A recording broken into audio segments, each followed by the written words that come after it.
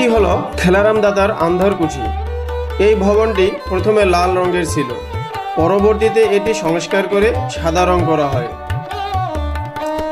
স্থানীয়দের দাবি এই ভবনটির বয়স 500 বছর।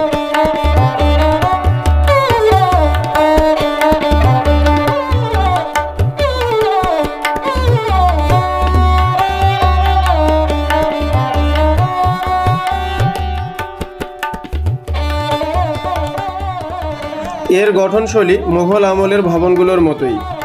ভবনটিতে 18টি কক্ষ আছে। উপরিভাগের কক্ষগুলোর ছাদ বাংলা ঘরের মতো নকশাকৃত। কক্ষগুলোর ভিতরে ছাদগুলো নকশাকৃত হয়, বেশ ভালো লাগে।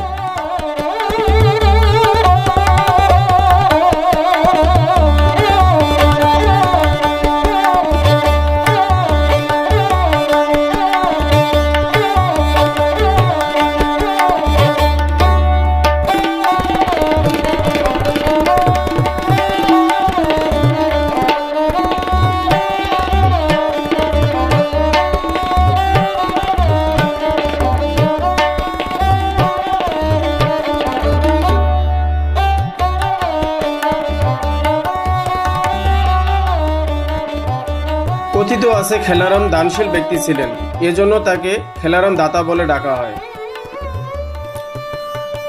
এই ভবনের ভিতরে একটি সুড়ঙ্গ পথ আছে।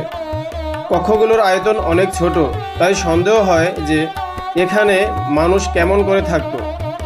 ভিডিওটি ভালো লাগলে চ্যানেলটি সাবস্ক্রাইব করে নেবেন।